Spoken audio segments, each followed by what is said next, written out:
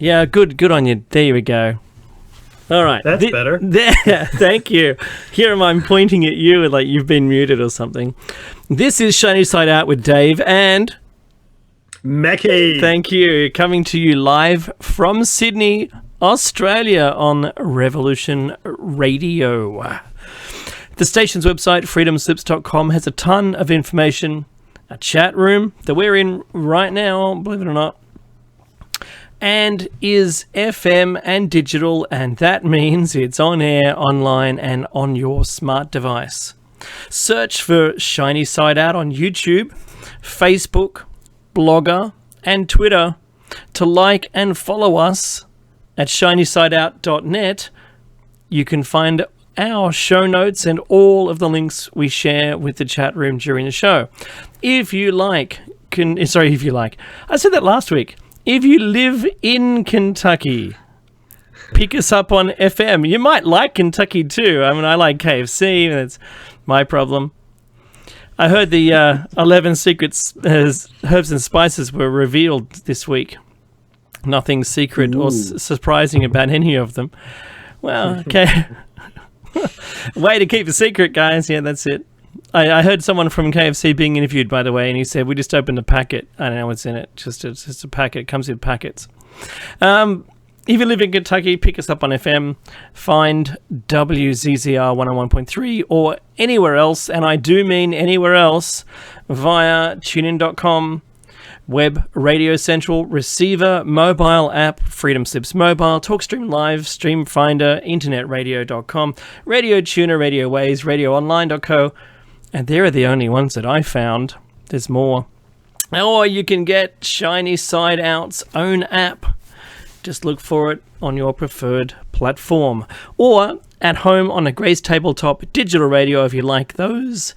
Or driving around in a General Motors vehicle with a receiver-enabled radio.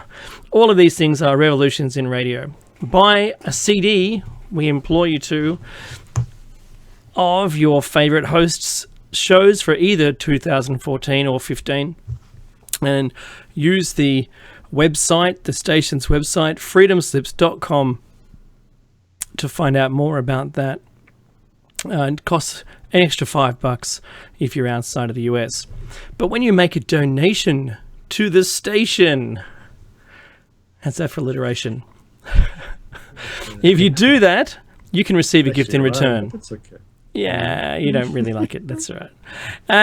You can get a gift in return. USB stick or 75,000 seeds in return for your donation. Follow the instructions when donating. It's very important.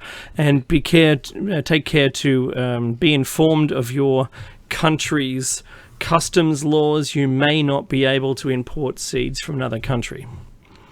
Just on that, Bayer purchased Monsanto this week. $66 billion. So you want to be careful where you get your seeds from. Now they're in the hands of Germans. The good thing is, when you eat your apple, you get aspirin at the same time. So you're going to splice the aspirin with the apple DNA. It's beautiful. I never have a headache again. Look at that. I got a headache. Take the apple. But I was told not to have the apple. The number to call in if you're in the US is 347-688-2902. Can't believe I still have to look at that number every once in a while to know what I have to say. Or via Skype, just add Freedom Screen. It's surprising, Mackie, isn't it, when someone says, oh, what's your call-in number? And you can just tell them. I like that. Yeah. Now, if you didn't catch Solaris's show today, don't worry. Neither did she. There was a fill-in guest talk. It was very cool. And it had Mr. Rowe and Dory Bear and Olive on. Well done, guys. Thank you for warming up the crowd. I just ask everyone to, while we're on air, jump into the Freedom Slips archives and check out Solaris's previous shows and make a donation to the station. It'd be great. Meki, how are you, oh illustrious co-host? My esteemed colleague asked me this question. No, I'm good, mate. I'm good. I'm excellent. This is my second week without food. I successfully concluded only drinking herbal teas 3 times a day. Lost me 12 kilos. I'm down 12 kilos. I'm but a shadow of my former self. Can you suck on Quite. coffee pods? Sorry? Can you suck on coffee pods? I cannot have anything but boiled water, black tea, or the herbal drink that my Chinese medical practitioner is giving me. That's it. That's it. I did have a half a cucumber today, just to see. That's not what's allowed. Chewing. I just did that. I just flouted the rules. I just wanted to remember chewing. That's all. Remember, yeah. Yes. There's some side effects to that. Interestingly, you don't realize just how much of your life actually revolves around food and meals and being with people in that space. Like in the morning, I have coffee with my team, when I can, maybe some breakfast, then we have lunch together, then I come home, have dinner with my family, and you snack here and there. It just food makes everything more enjoyable, right? But you don't realize just how much food is part of your life until it's gone. So it was a very interesting experience. Well, it's not finished yet. I'm embarking on my third week without food. We'll see how my liver cleanses after that. My teeth have gotten a lot whiter because I'm not consuming anything that could stain them. And I've saved a bundle of money because clearly I'm not buying coffees or lunch at the moment. So it comes out a bit cheaper that way. But other than that, things are pretty good. Got a few weighty decisions to make in this week. I'll talk to Dave after the show about those decisions because they don't really affect him necessarily, but I like to see what he thinks about these things. And I heard a very interesting radio report this week, Dave, and I do want to quickly share it because today we're going to talk about 1984. We brought that show to you about 3 or 4 years ago, probably 3 years ago, and we know it's a lot longer. It's more information, but this what I heard today sort of falls into that theme. Not today. I heard it, I think, on Wednesday when I was driving home. They now have developed a method, only preliminary. This is only initial study, but it points the way to a future and cast your mind back to the flood myths as well, please. It casts a future where you neither need a man nor a woman to reproduce. That's right. What? Now they can, out of stem cells, they can create an egg and potentially sperm. So who's your daddy? Will be an excellent question when this actually happens. And who's your mommy? Because there won't be any. And if you cast your mind back to the flood myths, right?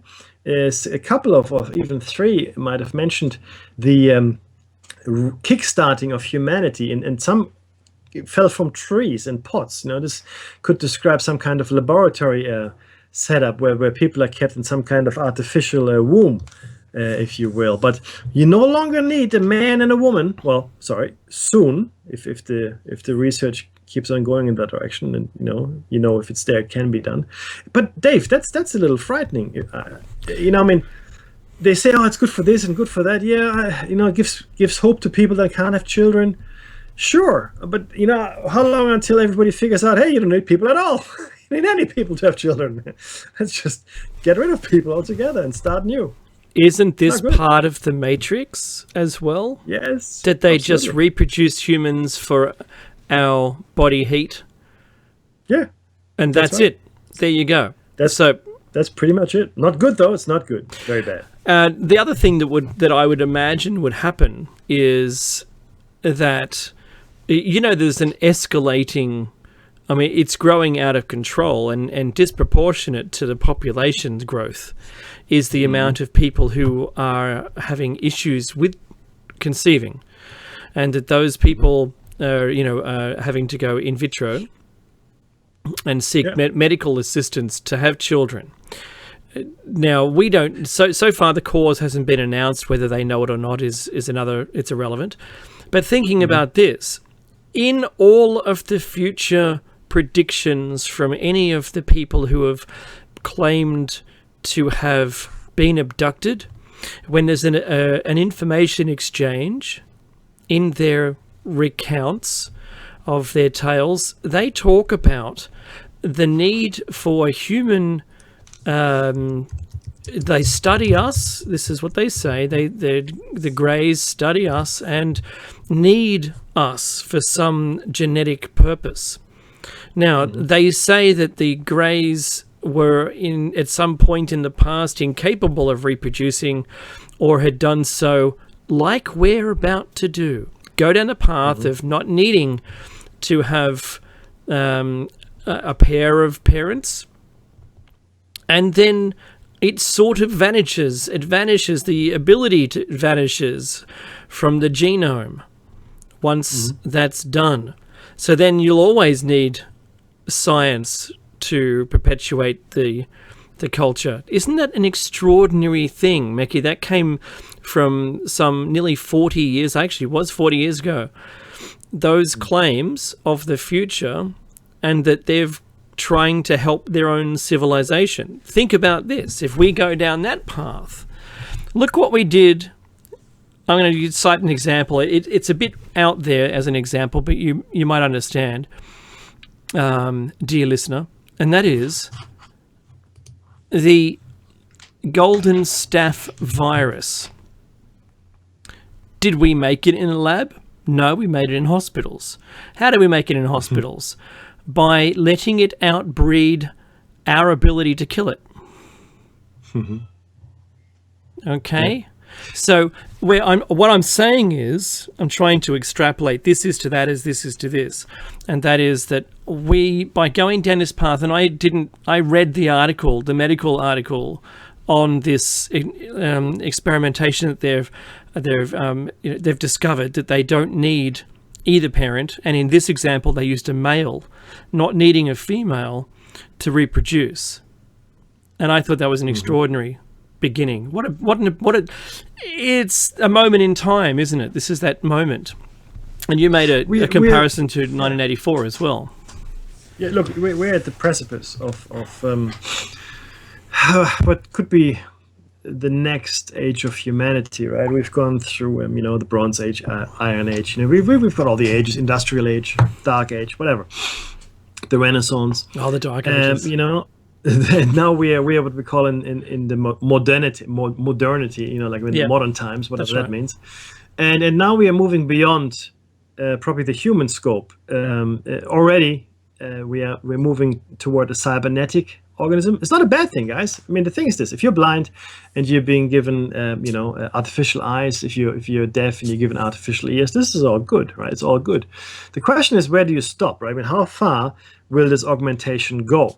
We are bored. What Dave has just said, we no longer need. In fact, we can make our own people. We could always make our own people. That now we don't even need people to make people. Cloning and such. As long as we've got some cells left, some stem cells, we're good. So we are at the dawn of a brave new age. Oh, here we go. And it's not necessarily a good thing for us. I mean, up to this point, humanity has pretty been much, humanity. We are all more or less human in our shape, form, and DNA. Over the next 100, 200 years, that may no longer be the case.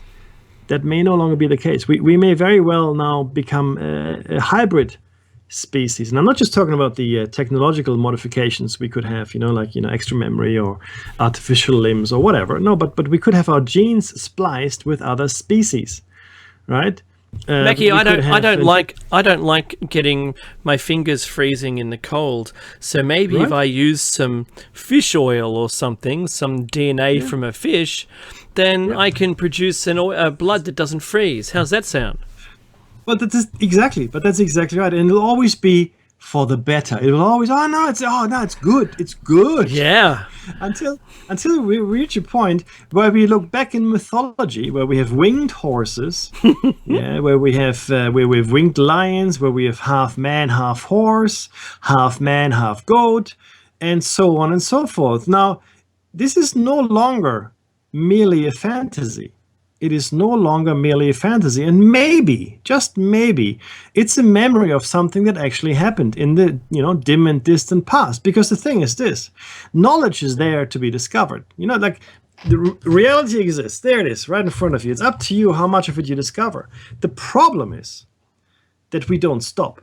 The problem is we don't know when to say when. Einstein, I think, might have said this, right? He said, just because we can do something doesn't mean we should do it. Right? The atomic bomb.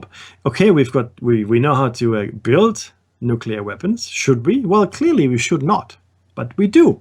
We can make better viruses. In fact, Dave is right. I mean, the bacteria, in fact, that are now plaguing us, we Meckie's internet seems to have frozen. created unwittingly. But we are also creating video. Hang on, here we go. That's okay. Is this better without the video? It was working. It was working perfectly. Just go ahead, Meckie. Okay, good. That's good. Yeah, I've taken my video off, so hopefully my voice is coming through loud and clear. So we have now, engaged in making viruses that are already deadly, more deadly. So we have, on the one hand, the bacteria. And you know what the worst thing is? I spoke to a doctor on this, actually, this week. And he said, you know what did this? We did this. We did this. The antiseptic cleaning cloth for the tabletop. That's right. That's where it all started. All right. That's because the thing is this: it kills 99.99% of bacteria. That's true. But not all of them. He showed me this time lapse of how bacteria then evolved to deal with that. And within 10 days, there were no bacteria left that could be killed by that cleaning cloth, because they had all evolved immunity. So you really have to, I don't know what, acid the whole thing, because you can't evolve an immunity against acid. It'll burn you up. But the thing is this: we can't go around cleaning with acid. It's not possible, right? We've made bacteria stronger by our obsession with cleanliness, right? I played in the dirt. My daughters, when they get a chance, they play in the dirt, so that's good. And we make viruses that are more deadly. So we've created the bacteria and the viruses. Now, a virus we should be able to handle. Our immune system should be good with that. Same with bacteria. The problem is, though, of course, that our nutrition is no longer sufficient, and our exercise regime is no longer sufficient, and the fresh air and the fresh water we once took for granted are also no longer there. So our bodies are weaker. They're weaker. We can no longer deal with the normal stuff. The thing is this, and because I'm doing this diet now, or whatever, the cleansing. It's a very good point the doctor made to me. This is a different doctor. He said, I don't want to treat your disease. I don't care about your disease. It doesn't matter. That's where Western medicine goes wrong. That's where Chinese medicine goes wrong. He goes, what I want to treat is your organs. I want to reset your organs to when you're 18, 25, whatever, to that state. Because then your body can deal with a whole bunch of stuff, right? It can deal. I mean, if you chop your leg off or something, or break your arm, that's nothing you can do about that. But if your organs are in a healthy state, you yourself can deal with the vast array of diseases that come your way and conditions. All right, cancer as well. All of us develop cancers every year. We do. That's just the thing. 3 or 4 on average. That's what we do. But our immune system shuts them down. Right? So this is almost a deliberate. Well, I think we know it's a deliberate thing, But I'm sure that Miss Clinton can tell us a whole bunch of stuff about deliberate in that space, right? Oh, that was funny. That was funny. I sent a message to Meckie saying segue to Hillary, and in the same sentence you just bent it 90 degrees. Well done. There was 3 news items, I think, from this week that I thought were interesting enough to bring up. And one is Hillary's body double. And her... Oh, that was interesting. Yeah, you're right. Yeah, and whatever fell out of her pant leg. I didn't see that. If you didn't see that, Meckie, I'll see if I've got... just Google it. You'll find something on YouTube. Cool. And it is real, and it was also... Donald Trump offered his well wishes to Democratic... Sorry, auto plays videos. There was footage, and I saw it, of the item that fell, and it looked like it was metal that came out of her pant leg. Maybe the android that they created, who is Hillary, started to malfunction, and they had to take her off for repairs, because not only was it 20 minutes later, she comes out with a big smile on her face, perfectly well. There is something very strange about that body double, and it's a mirror imaging problem. Standing in front of someone and likening your appearance to them, you will get it wrong. Because what I noticed was Hillary wears her bag on her left shoulder, and the body double wears it on her right shoulder. Oh. Everything else seemed similar. The lady had an extraordinarily less amount of weight upon her person. She was a thinner person. Retained the sunglasses, big smile, wave, photo op with a child. It all looked too good to be true. And it probably, you know, when it is too good to be true, it probably is too good to be true. Now, when she was helped in, she was clearly unstable. I was watching Alex Jones talk about her and said she was having a seizure. I'm not medically trained to identify the fault that she had, whatever it was, but there was severely... Sorry, you can't start a sentence with severely. She was suffering from something that was severely inhibiting her motor skills. Okay, so and her balance was off. She was being held tightly from the upper left arm by one of her aides, and then someone, as she went to take a step, her legs ceased to operate, and at that point, that's when the thing fell out. So I just have to let everyone know to have a look at the video and think for yourself. Think for yourself. It's a segue to today's topic, but there's another issue. Now we interviewed a fellow, Tony Healy. He's one of the Bigfoot researchers. There's a pair of them in Australia who went down to Tasmania, and they were looking for what's known as the Tasmanian tiger, or the thylacine. And so the rear end is striped like a tiger. The front looks sort of like a dog, long pointed tail. And anyway, a video emerged this week of it living in Victoria. 1936 was the last time that it was alive, and it was alive in a zoo. In the zoo, that's right, the last one, yeah. Yep. However, there's now footage of it running around in Victoria, which is, I have to say, good news. So that means it's been alive and well and probably kept in isolation. Who knows? Can't explain it other than the experts are saying that it does look like it is honestly the thylacine. So there's a distinct ability for it to open its jaw 120 degrees. Usually predators have that ability. Normal dogs and things, not so much, but this thing, extraordinary. And anyway, let's keep our fingers crossed. I've actually sent a message to Tony Healy to see if he would care to comment on it. He didn't come back to our show after his Tasmanian trip, and I don't know whether that was simply because he'd forgotten, or that he did find it and didn't want to be pressed into an answer, or he didn't find it and he didn't want to be pressed into an answer. I'm not sure, but I really want to get him on the show and see what we can find. See what we can find out.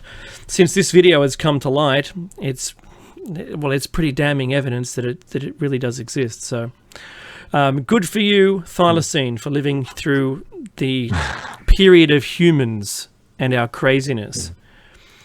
Well, look, I've got a specific view on extinct animals, and the view is this. I think there are fewer extinct animals than we think, for the simple reason this is a big, big planet. There are massive cavernous systems underground. The oceans are vast. And the one thing that I find most,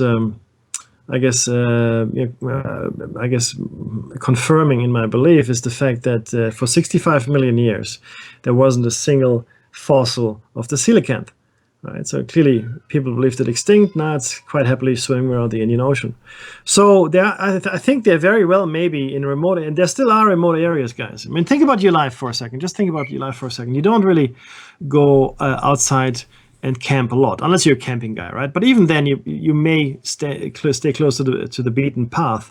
And if you're not, then you're one of the very few people that goes where no one has gone before. And I applaud that. But for the most part, the vast majority of the human race stays within its comfort zone, which is metropolitan areas, right, by the coastline or by the rivers. We don't really venture into the jungles or the mountains a lot because one it's hard, it's not easy, and we've sort of lost the skills that were required to live in those environments unless we have a lot of help. So I think there's a lot of space still for these animals to exist, or other creatures for that matter, and I find that very gratifying. I find that it's a comforting thought. That's the word I'm looking for, comforting. And we are having sightings like this all the time. We're finding large animals all the time, right? And even human or hominid species are still out there clearly because we see them. Right, we come across them. We come across all kinds of things that we just don't accept, which is silly, right? I know everything. Oh, really? Well, good for you. It's a silly attitude, and we've lost our sense of wonder and just to believe in the seemingly impossible. It's a shame, but again, it's part of our school system. It's part of the medication we receive. It's part of the food we eat. It's meant to shut our higher functions down. Okay, it meant to shut our higher functions down. All of that stuff is geared towards making us the slave species. Sorry, Dave, you said there was an explosion in Manhattan today? Yeah, there was. This has been reported all around the world, and I've not seen any footage of it yet. But the New York Fire Department said that the explosion, which was first reported at 11:29 a.m., took place at you're right. At the second floor of the Apex Technical School. 29 injured. Yeah, which is 121 West 19th Street in Manhattan. Wow. All right. So just letting you know. Could be anything. Well, I guess. We don't know. They say they've been on edge since 9/11. That came and went. I know we didn't talk about it last week. No, we didn't. No. Deliberately. Yeah, exactly. But we will, in the future, we'll devote some more time to it. In Germany, authorities in Bavaria and Munich are also on alert because the Oktoberfest is just about to start, which expects about 6 million tourists to come to visit. So they're on high alert there as well. I'll drink beer just in sympathy for, by proxy. That's what I meant. I'll drink beer by proxy. That's it, me too. But yeah, so there's when I can again, I will drink beer. But you can smell the beer. And look, lucky, yeah, I can smell it. That's sufficient. Lucky that nothing happened at the Olympics. I expected something because Brazil, to me, looked like a very soft target. I'm glad that nothing happened. That's fantastic. Obviously, we still haven't resolved the issues in the Middle East. Things are still very, very bad. We're expecting 6 million displaced refugees just out of Syria alone, and the UN, if you can trust them, expects about 64 million refugees globally this year to try to find somewhere safe. 64 million. Oh, Mekki, you just mentioned Syria. I remember today I was reading, there was also another story about Syria, and that is that Russia has called an emergency meeting because the US killed some Russian soldiers. Ooh, now that's not... it's bound to happen because look, no offense, USA, there's a lot of friendly fire, and you put more than one group in the same place trying to, it's announced that they're doing the same fight, that someone's going to get hurt. Yeah, it's just the way it happens. So I hope that it goes to amounts in nothing. I hope that there is nil that occurs, other than just that they reported. The US maybe get a red card from it, like a soccer game or something, and that that it's silence and nothing else happens. But I don't agree with toppling any. I don't care if it's a regime. At some point, the person's going to pass away. Why do you want democracy in someone else's country? When you don't have it in your own. Yeah, when the rights. So it's just another place they can delete more people's rights. That's what it is. They haven't got any rights now. We're going to give them rights, and we're going to take them all away. That's what's going to happen. That's what we want to do. Hey, you want the rights? Here they are. Now they're going whoosh. And we call it Patriot 1 and 2. In fact, that's an excellent segue into today's show. Dave. I like it. It took everything I had to get. get that out there. I know, right? And today's show is, in fact, 1984, and a bit more than that. But we're going to dive into surveillance technology. We'll take a close look at the history of Nazism and fascism, what they actually mean. People have a misunderstanding about these things, right? We'll also talk about the panopticon. I said surveillance technologies already. Some really scary stuff. We also give you the patents, the patent numbers that are associated with some of the scary inventions. The neurophone, that really took me aback when I read about that. And methods of altering consciousness. I hope that Solaris gets to listen to when we to the show when we get to it. I don't think we'll get to it today. And then I will go into some detail around how Australia and America spies on its citizenry, and it's really scary stuff. And then we take a look in the future as well, see what the impacts will be, and we'll have a detailed look at the Patriot Act. And what it meant, and then we'll see what people throughout history have thought about that. So that's a synopsis of the show, which will clearly not be completed today, but it will take us most likely 4, potentially 5 shows, depending. But it's a big cycle, guys. It's an important cycle. It's timely yet again, because we are running. We're no longer marching. We are running toward the Orwellian state. Okay, people. Oh no, it's good to get chipped. It's a good idea to have access to all your data. And, oh well, if you don't want to give it to us, we'll have it anyway. How about that? There is no hiding for anyone. There isn't. You can be off the grid, completely irrelevant. They'll find you. Okay, this is really the spy satellites that you know about. Nothing. The resolution that these things can produce, right? Looking at the Earth is astounding. It's like someone standing next to you with a happy snap camera. Yeah, essentially taking a photo. Trust me. Yeah. So this is real stuff, and you got Snowden and Assange and the other guys, that were with whistleblowing this. Clearly, they have some some issues now. Did you see that Carter was after Snowden to be exonerated? Oh, really? Yeah, he's called for it. Okay. Because remember, he comes from an era where whistleblowing was okay. Yeah, of course, it does. It should be. Yeah, of course it should be, but it isn't, according to the government. No, remember, this is what it plays into. The government, the people who rule us, have decided it's no longer a democracy. Yeah, that's what they've decided. They have, we have got 4 quotes to start you guys out. I've got an extra one as well. Oh, great! The last one is exactly speaking to your point, Dave. So let's. Okay, do you want to take the first one? By all means, thank you very much. All animals are equal, but some animals are more equal than others. And that's Animal Farm by George Orwell.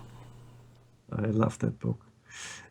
War is peace, freedom is slavery, and ignorance is strength. This is probably the one thing I remembered most from George Orwell's 1984. The one quote that sticks in my mind, apart from the boot.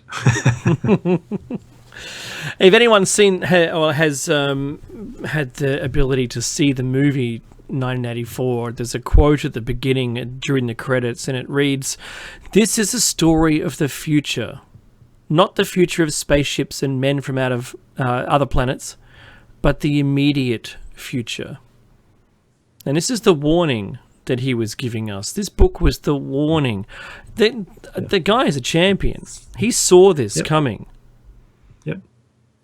He did, and Eisenhower did, and Huxley did, and a whole bunch of other people did, and we just, we read the fiction, enjoyed it. The next quote is by Bertrand Russell. What desires are politically important? I love this one. Politics is concerned with herds rather than with individuals, and the passions which are important in politics are therefore those in which the various members of a given herd can feel alike.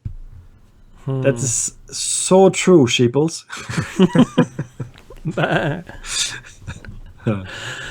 Oh boy. The obligation of subjects to the sovereign is understood to last as long and no longer than the power lasteth, by which he is able to protect them. Yeah. So what this means, there used to be a saying in German, Adel verpflichtet, noblesse oblige, which means nobility obliges. So you are born into privilege, into leadership, but that obliges you to look after your people. You have that responsibility. Our government it doesn't show any of that. The people in power, the elite, and it's the elite that the families, they're always staying in power. Different names in the presidency, irrelevant, but the elite remains the same. They have completely abdicated that responsibility. So therefore, they have also, in my mind, abdicated their right to power because they are not looking after the people. They're not protecting the people. This is what government was meant to do. The sovereign, the king, the queen, the emperor, whatever, the czar, were meant to look after their people, first and foremost. That's how they claimed to be there. God, for the most part, when it comes to royalty, God gave them the right to rule. But God also told them to be the shepherd, right? That was the covenant, the unspoken covenant between the people and the king or the queen. And that covenant is no longer in existence. We no longer have a concerned elite. In fact, if you look at the Guidestones, was it the Idaho Guidestones? I can't remember. Georgia Guidestones. Georgia, that's it. Thank you. We need to stabilize the population at 500 million. Well, too bad for the rest of the 7 billion of us that have to make way. This is these are things that are bandied about in earnest. These are things that people are thinking about and want to make happen. Yeah, it's hard for us to understand that. And people will say, oh, no, that would never happen. Yes, absolutely. And after you listen to the show cycle, you probably agree with me. They will, and they are doing this. They're moving toward that target. Okay, it's not even a hidden agenda as such. You know, the billionaires of the world, they're engaging in birth control, right? Helping nations to limit the birth of people. Okay, I understand some of the motives, but guess what? There's enough food to go around today. There are enough resources to go around. We're just hoarding them. And I say it again, in my mind, there's no need for billionaires. There is no need for billionaires in this world, but there they are. And now, your country's got too many people. No, here's birth control. Boom. Or euthanasia. Did you know that in, was it Holland? I think Holland. This week, the first teenage boy was euthanized. Voluntarily, of course. You know, now the law is in the Netherlands that you can't do that if you have got a terminal disease. No, there's good and there's bad in it, right? So I'm just hoping that the euthanasia laws will stay within their limits. But once you legalize euthanasia, you know, once you've set that precedent, okay, what is next? I'm not advocating for or against. All I'm asking is a question, right? At what point do you stop? At what point can you say, oh yeah, well, he should be euthanized. Oh, maybe him, maybe her. And at what point do you take that right away from the individual when they become, incoherent, when they're in a coma? Who knows? Who knows? But Mickey, you're just talking about the immediate future. The euthanasia laws, which I think should be in place anyway, should be the person's choice. Okay, but once the thin edge of the wedge has been inserted, doesn't this mean that anyone could just, I'm ending it now. That's it. I'm done. Whether or not they actually wanted it to happen or not. And then when does the government start to just kill people because they can? Once we've got this acceptance. Yeah. The thing is this: there are two examples from popular culture. One is Futurama. If you recall, there's suicide booths that's from right. every corner. Mm-hmm. Suicide booths. As popular as phone booths, that's right. Yeah, and then there's called Soylent Red, and it's based on I think it's a Philip K. Dick novel, Make Room, where Soylent Green is people. Soylent Green. Essentially, older people are encouraged to go euthanize themselves, right? So not sick, just old, and off they go. And there's another one, Run. Logan's Run with the light. Your expiration date is the flashing light on your palm.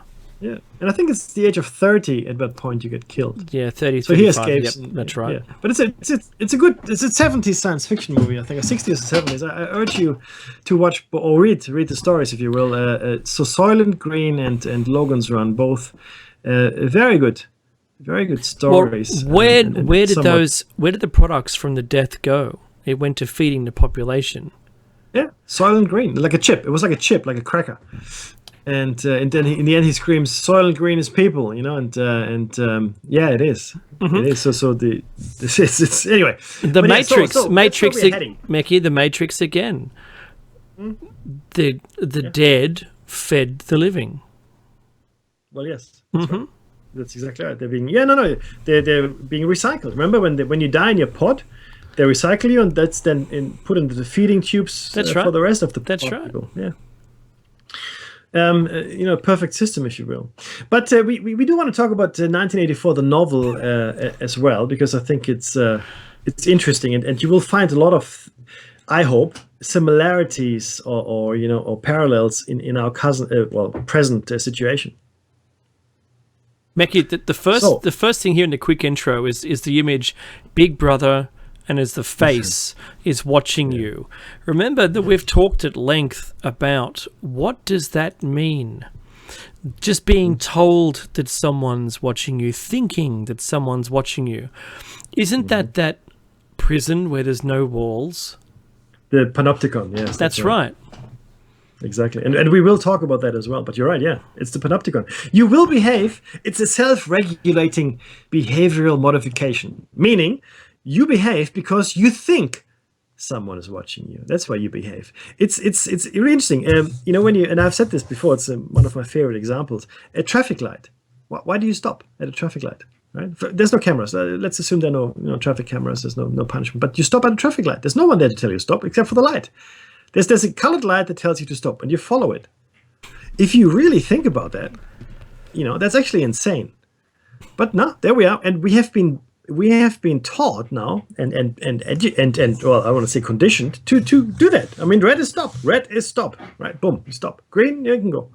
So there used to be cops that used to do that, right? At street intersections that would hold you. And as a cop, you stop. Okay, no, it's a light now. Okay. So if you think about that man shift that had to happen from cop to light, and what's next? We're like Pavlovian dogs. We just react to stimulus. Red, oh, stop.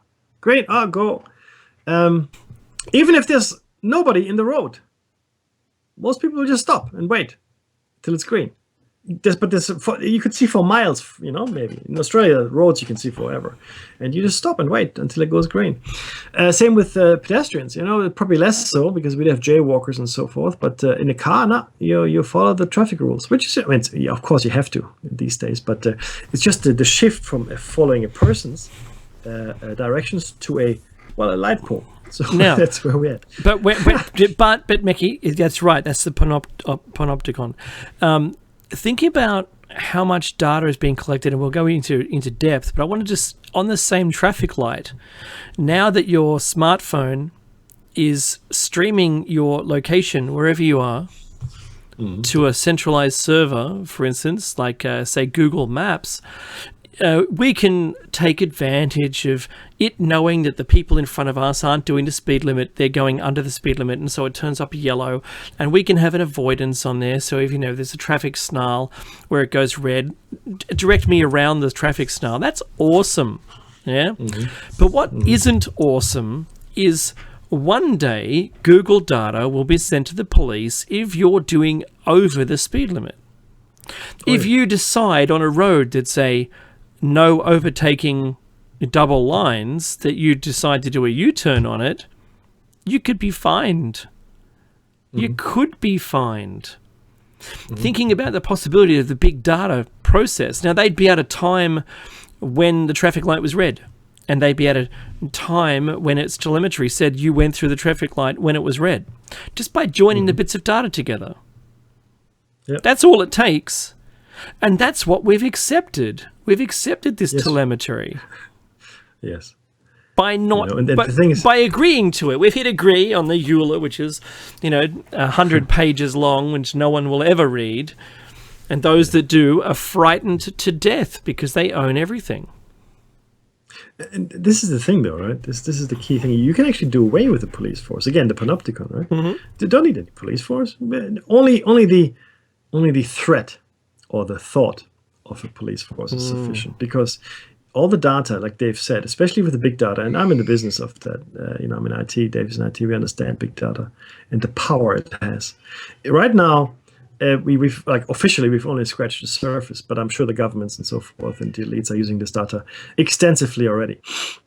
But it's certainly nothing will go unnoticed, guys. If you're using any form of technology, and make no mistake, and this is the kicker here, right? And it's good and bad both. We are now looking at materials that are smart materials. I don't mean like nanotubes or whatever. I'm talking about clothes, shoes, hats. Almost everything that you have today, anything that you own, will somehow be connected to the internet. Mm-hmm. Okay, your jacket, your underpants, your socks, your walking stick, your watch, everything will be connected to the internet, consistently uploading data about your health, and they will say, it's so we can monitor your health. It's for insurance purposes. It's good. It's a good thing. You like it. Plus, nobody can kidnap you because we know where you are. We're tracking you all the time. That's what's going to happen. I'm telling you, the non-connected clothing will go for a premium one of those days. And so your insurance premiums, if you're not wearing the clothing, will go up. Yeah, absolutely. So this is not very far away either. This is not far. We're talking 5 to 10 years tops, right? Before this becomes commercially available, guys. Tops, if not sooner. And what you also see, Dave. You said that Bayer bought Monsanto. That's right. Dell bought EMC. That's right. Right. And there are many more. In fact, the company I work for just bought someone large. So these are all billion-dollar mergers that are happening recently, and they're getting. In fact, Dell EMC is the biggest ever. That is. Now Dell own VMware. Yeah, exactly. Mm-hmm. VMware. They own. They own a whole bunch of others. EMC storage. They own everything, right? They have. It's a massive conglomerate, and they are getting bigger and bigger, and they're buying each other up. And one day we're all going to be working for McDonnell Douglas, Coca-Cola. I don't know. So, my guess was that it was always going to be Google. Google will eventually buy everything. It'll argue its way through the non-competitive laws and say, well, it was inevitable. Can you smell that, Mr. What's he say, Neo? Can you smell that? That's the sound of inevitability. Is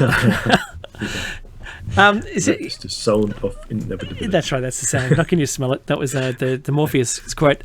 So I completely agree, and I think that once there, whoever it is all there is, because when McAfee was purchased by Intel. Yes. So the chip maker it stands alone at the moment.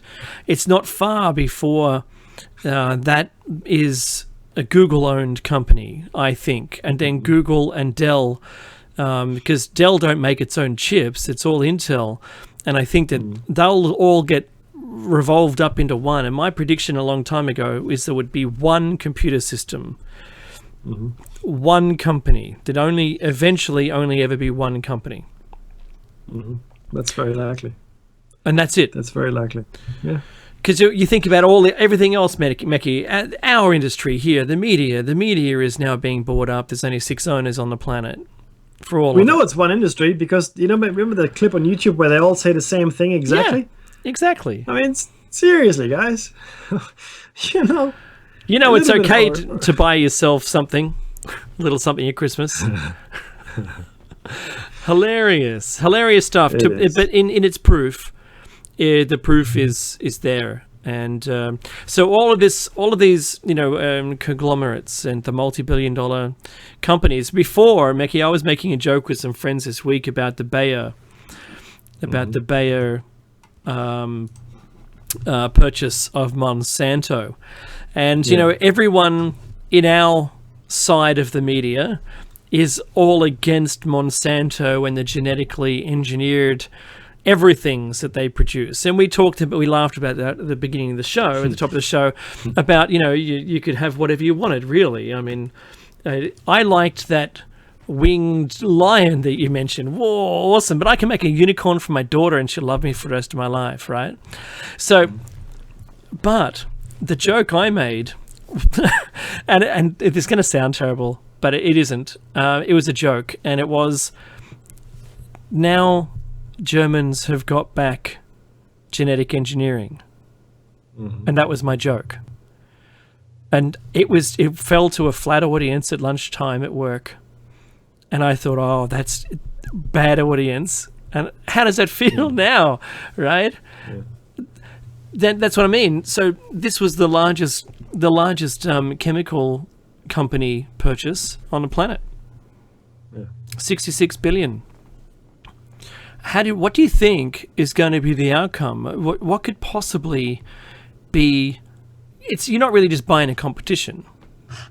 No, you're building a monopoly. Well, they buy patents. They're extending their business into bigger markets. Yeah, we are moving into a future. We are partially there, where multinational corporations will replace the nation state to a large extent. I mean, most multinational corporations now have a higher GDP, or if you can call it that, than nation states. And in fact, Google could buy smaller nation states. Do you know what I mean? Completely. It's a bleak future, and it's a future which doesn't leave much room for us, you and me, to be quite frank, and potentially our listeners. If you're enjoying this kind of information, and you actually are actively participating in some of the activities to stop a future like this from happening. Maybe you're your own farmer, or you collect your own rainwater, or whatever you do. Maybe you've got a little barter market in your neighborhood. All of these activities will be slammed down upon very hard, and we will all have to be part of the major markets. Meki, can you think about this for a sec, right? Do you remember the movie Rollerball? Yes. Jonathan. I loved that movie. But one of the things that struck me from that movie was the same thing like 1984, and that's where the corporations ran everything. The corporation owned people. Those corporations swapped his girlfriend. Thought he would like her better. But they were really trying to find out whether he was pro or against the organization by putting their own plant in there. Mm-hmm. She was chosen for him.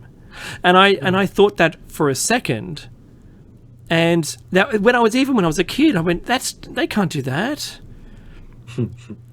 But clearly in a movie. But aren't we getting we're almost there to the organization making the choices for us. I completely look. We in fact that's what these dating sites do, right? Matchmaking, things like that, right? And computer matched people and all that stuff, right? It's a scary prospect, but people don't have the time to actually meet people. But I'd like Steve to maybe give his thoughts on the Manhattan event, and then we can probably go into the break. Yeah, absolutely. Steve, welcome to Shiny Side Out. Earth to Steve. Go on. I think he's hung up. I can't see him in the chat anymore.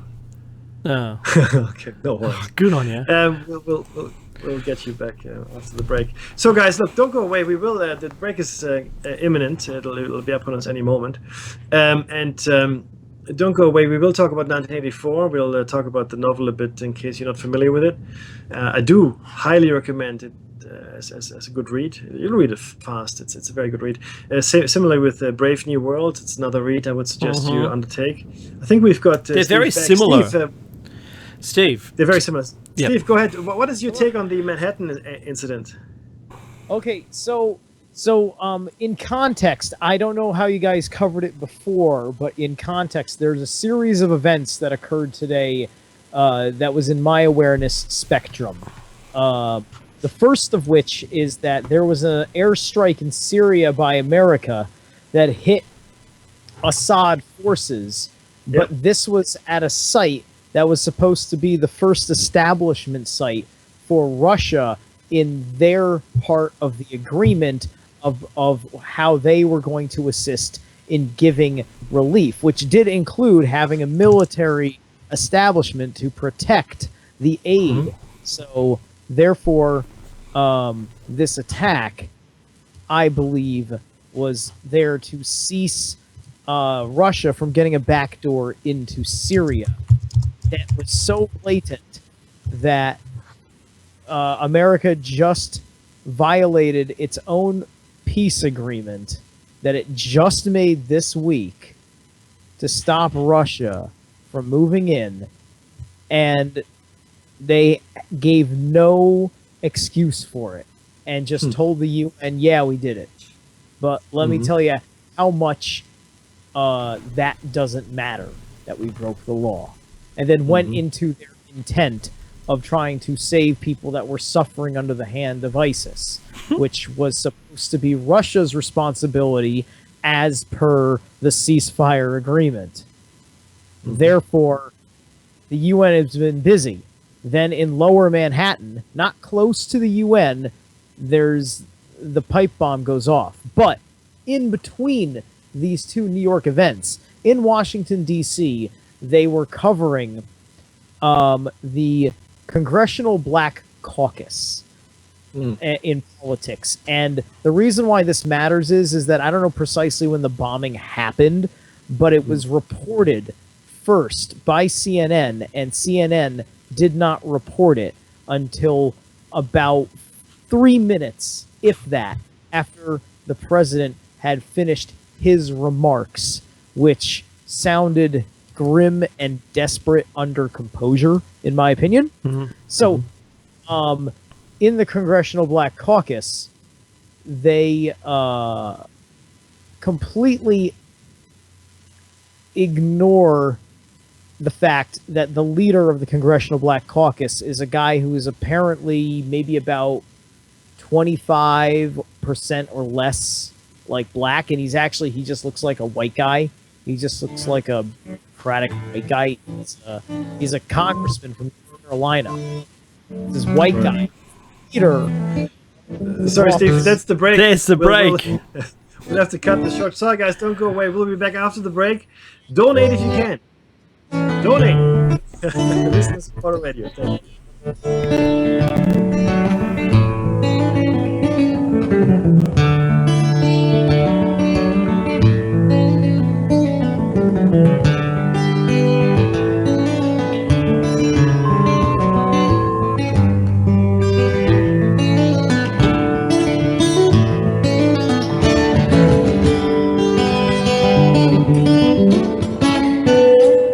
Revolution Radio at freedomslips.com, and we'll be right back after this message.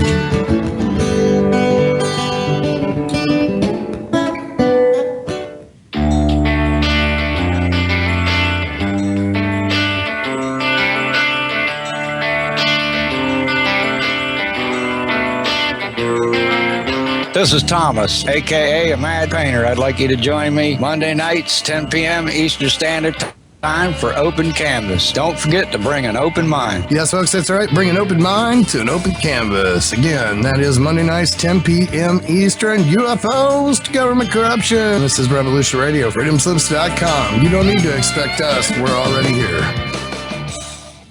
There is no denying the world is awakening.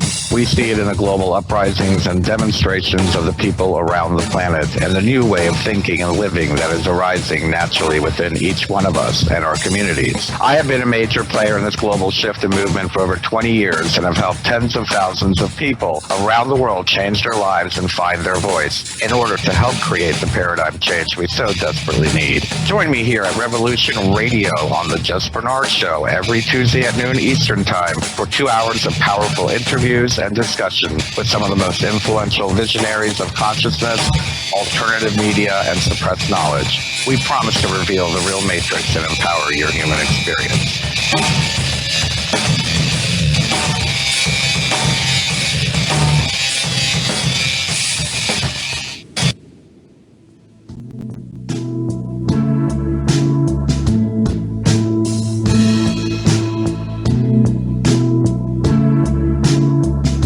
Is your data safe?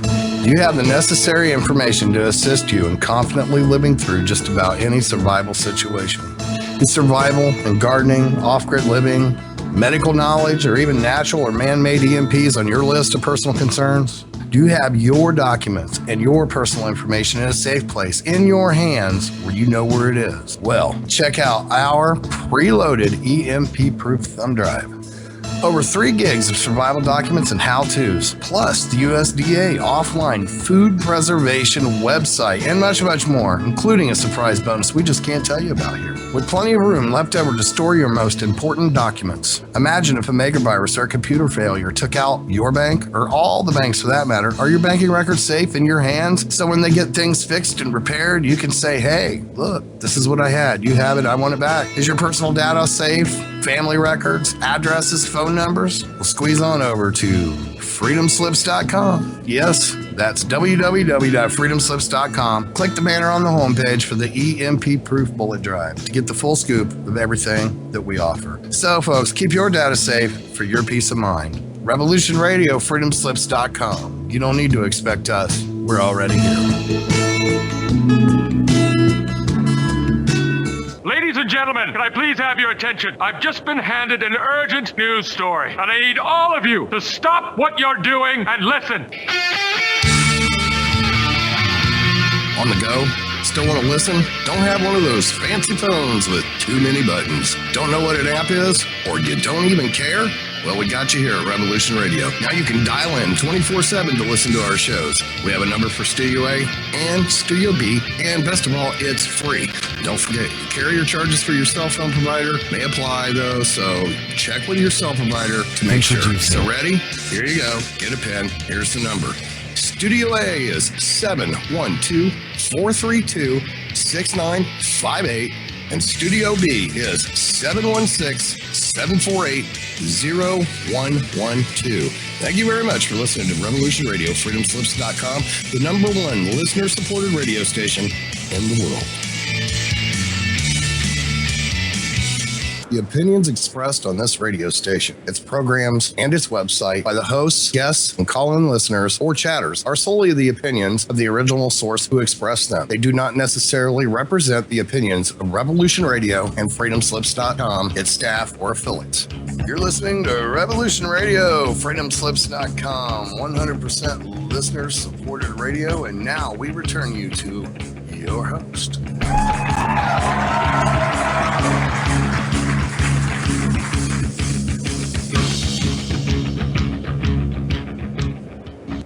Hello and welcome back to Dave and Mackie's Shiny Side Out. Show number 238, if I'm not mistaken, 830 and 200. We're talking about 1984, the totalitarian state, surveillance technologies, things to be scared of in the future and things to be scared of that go bump in the night. And we had a nice chat with Steve before the break. I don't know if we have time to continue or finish that chat. We only have a few minutes, then we want to go back to the show. So Steve, if you wanted to... give us a bit more of the rundown. Yep. Yes. So this is all what I am putting together in my head. You see, this airstrike happens within a few hours period that Barack Obama is out doing politics because he goes and does this gala at the Congressional Black Caucus, which sets basically the tone of the civil rights movement. And he goes out and does this speech with them, but he also was just busy committing a war crime, and you'd think he'd be taking the fact that he ordered an airstrike more seriously. So either he's just signing off on stuff willy-nilly and then letting everybody else do the work, or he's not running the country at all. Well, I think we know what the truth is here. But yeah, my point is that if you put this logically together, that's precisely what's happening. Because right now we've got leadership that isn't making any good decisions, and a military that is trying to prevent World War III, and they're stuck in the worst spot possible. Now, I think that this incident will not be unrecognized by a very pro-Trump Republican Congress right now, with the exception of only a handful of traitors that will not be respected, impeachment proceedings, I could see succeeding. Okay, that's interesting. Now, look, Yeah. we've said this before, and the truth is this. As soon as a government has abdicated their responsibility towards its people, which I think a lot of governments in the world have done, they have abdicated their right to power as well. And I think this is just one other example of absenteeism in leadership. Right? We have a leader that's absent. We have that same thing in Australia, believe it or not. But unfortunately, though, clearly it's much the consequences if America has an absent leader are much stronger than most other nations. Having said that, though, this particular bombing, while very serious, puts me back in mind to the downing of the Russian plane by the Turkish army, and there was literally no fallout at all. I mean, they shot this Russian plane down and nothing happened. So I don't know if something similar can be expected here or not. I don't know. If Russian troops were killed, so far it seems only Syrian troops are reported being killed. But if Russian troops were killed, that again, it may make things different. In fact, it has already been echoed by one of your TV shows, Madam Secretary, where this exact scenario pretty much unraveled on the TV screen. This exact scenario. And that brought the hypothetical, the fictitious United States and Russia to the brink of war in that show. So I find it interesting that life is imitating art here. But Dave, we do have to get back to 1984. And thanks, Dave, for the insight. It's actually really good to get an American talking about this. Clearly, we're very far away from Right. from the US. Dude, it's covered up hardcore. Like, when this bombing happened, I went to the local channels. They were all showing the football game. Yeah. None of them changed over. And there's a reason for that. The bombing, A, it didn't kill anybody. B, it was a very, very small bomb. C, the police were taking care of it. Everything was normal. And they refused to say it was terrorism also. So they, so it was true. There was nothing much to it. The media was blowing an event out of proportion to cause fear. Yeah, well, but that's that again, Steve. That's the thing, though, right? We are the media, not us. The media is in the business. The media had one product in the past. One product. The product was the audience, all of us, right? That's the product the media produces, so it can sell stuff to its sponsors. Now, it's seemingly the product is fear. It wants to produce as much fear as possible in everything. Oh, you can't do this, you can't. And everything in Fox News is a headline and an alert and a security thing and that. It's, it used to be like only when there truly was a news or emergency story or whatever, a news, breaking news that were warranted to be proclaimed as such, would this banner come up? Now everything is an alert. Everything is an emergency, right? And big, 50 point font, red. And it's very dramatic speech that's being given, but that's in fact other channels have now taken that up. But this is actually really interesting because this is pretty much what is happening in the novel. So 1984 is a dystopian novel by George Orwell, and it was published in 1949, guys. 1949. Okay, 67 years ago, if I'm not mistaken. 67 years, right? That's how long ago we had this warning. In fact, Brave New World is older than that, if memory serves right. Yeah. And we just give you a quick synopsis of the story in case you're not familiar with it. The Oceanian province of Airstrip 1, which is formerly known as Great Britain, is a world of perpetual war. The Long War. Does it ring any bells?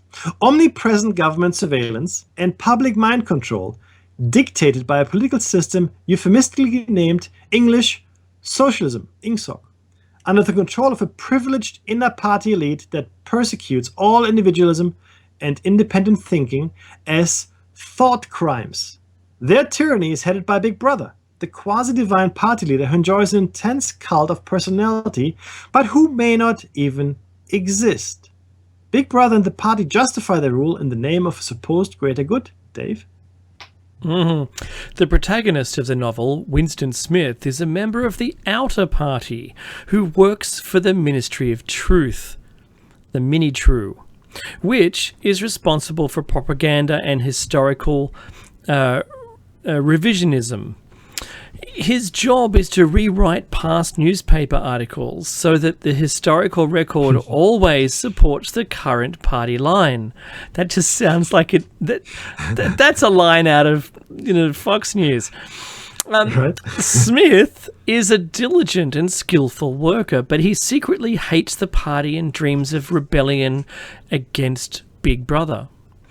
As literary political fiction and dystopian science fiction, 1984 is a classic novel in content, plot, and style.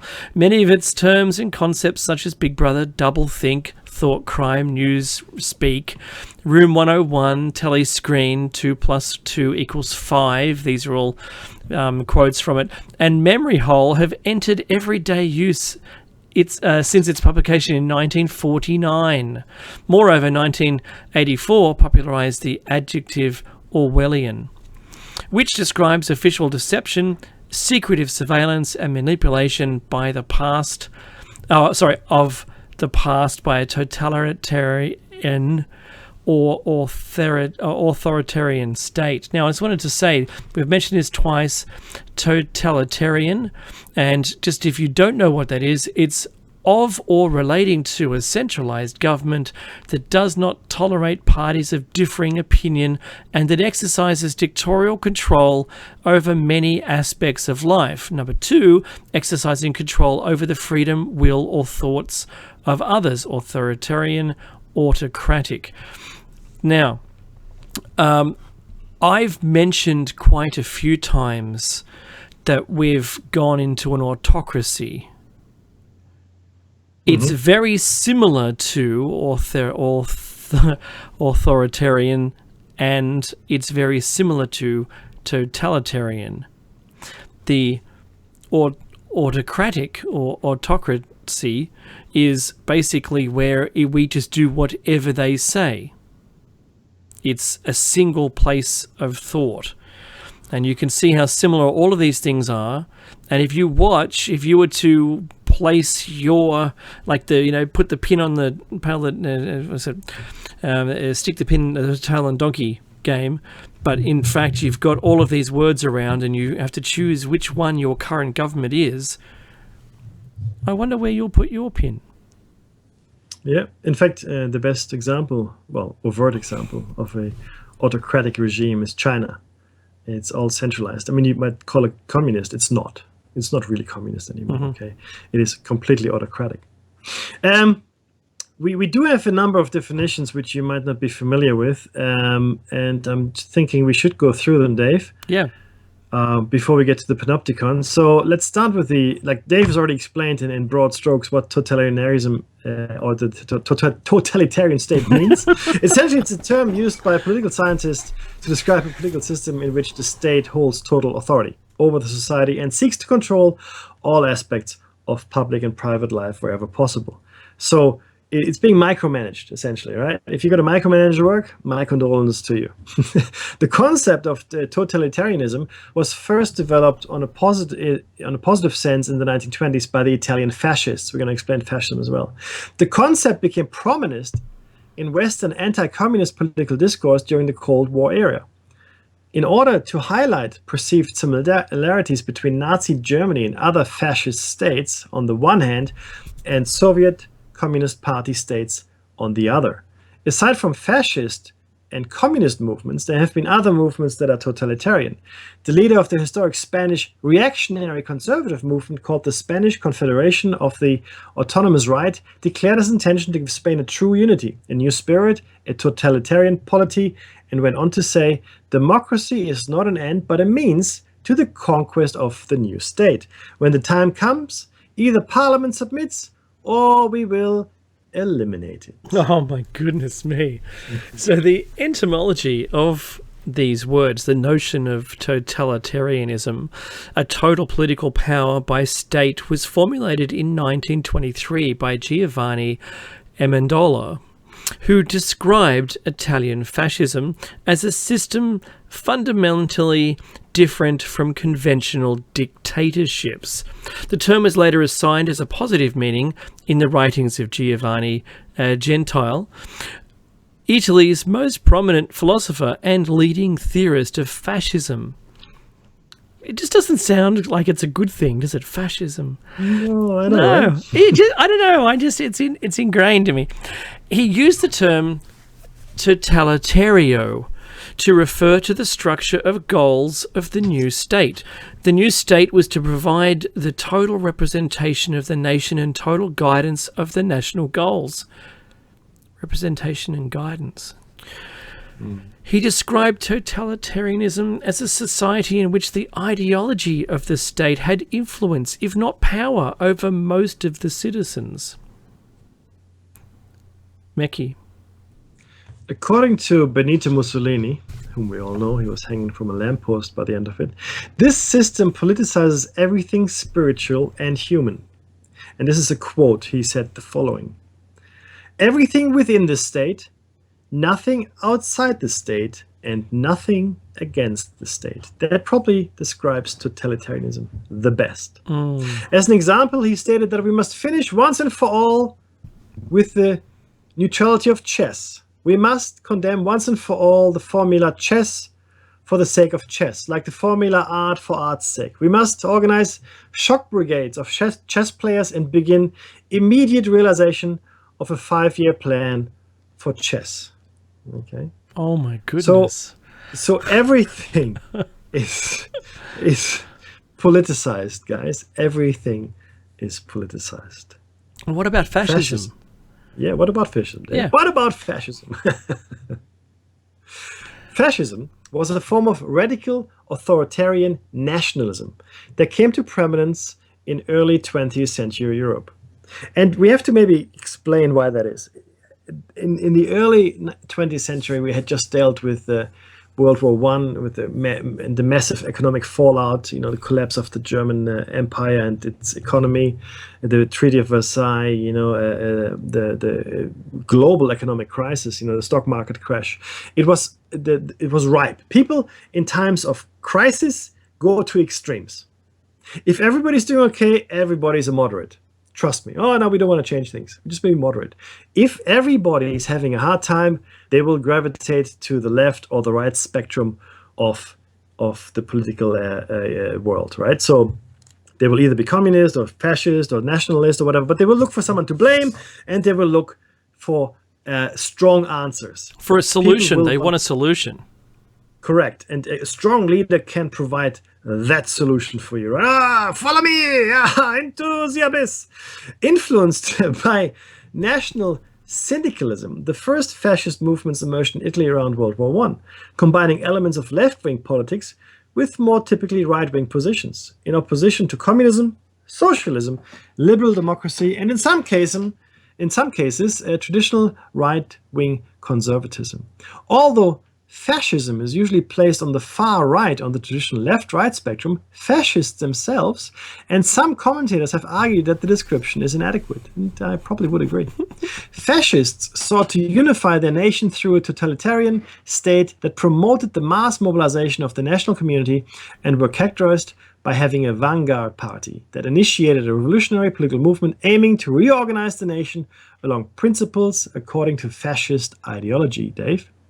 Hostile to liberal democracy, socialism, and communism, fascist movements shared certain common features, including the veneration of the state, a devotion to a strong leader, and an emphasis on ultranationalism and militarism.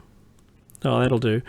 Fascism views political violence, war, and imperialism as a means to achieve national rejuvenation and asserts that stronger nations have their right to expand their territory by displacing weaker nations.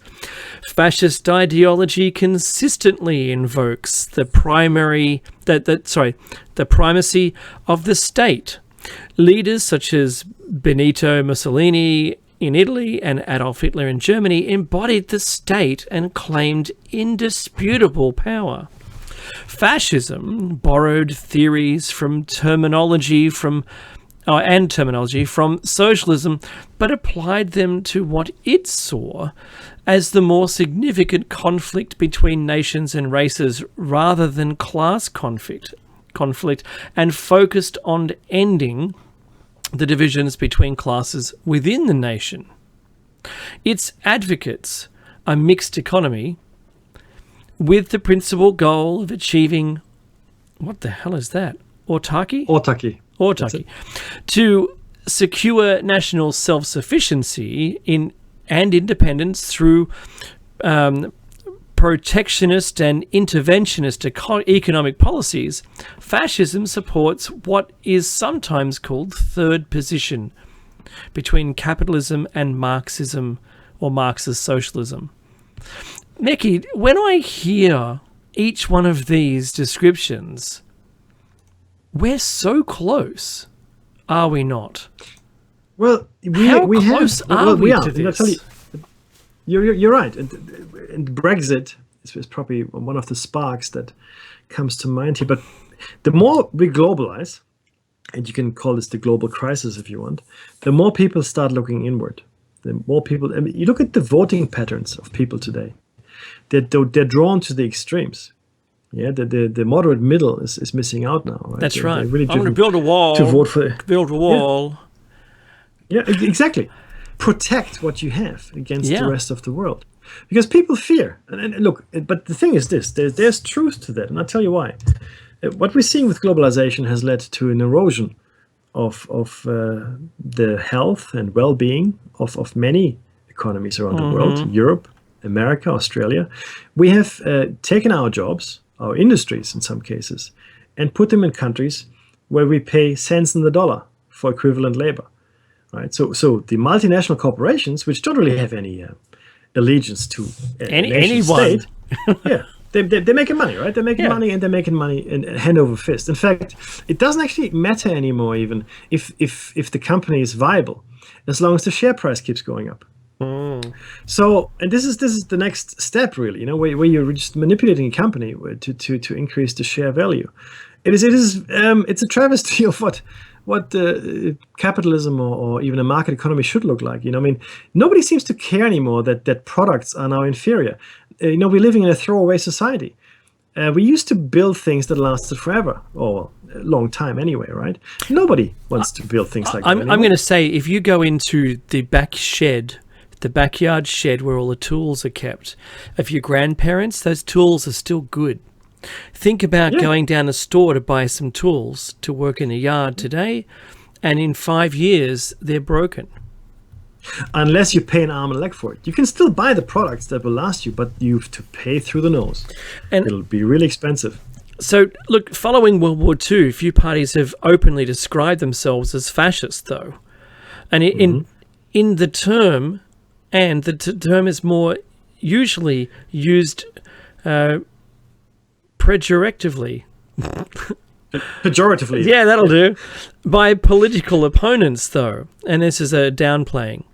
The term neo-fascist or post-fascist is sometimes applied more formally to describe parties of the far right with ideological similarities to or roots in 20th century fascist movements, respectively.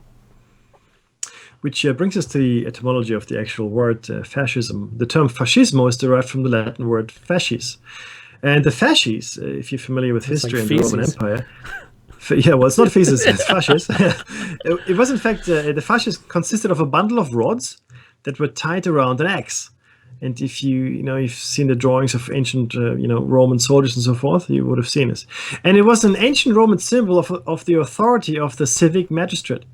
They were carried by his lictors, his attendants, and could be used for corporal, that's the rod, and capital, that's the axe, punishment at his command.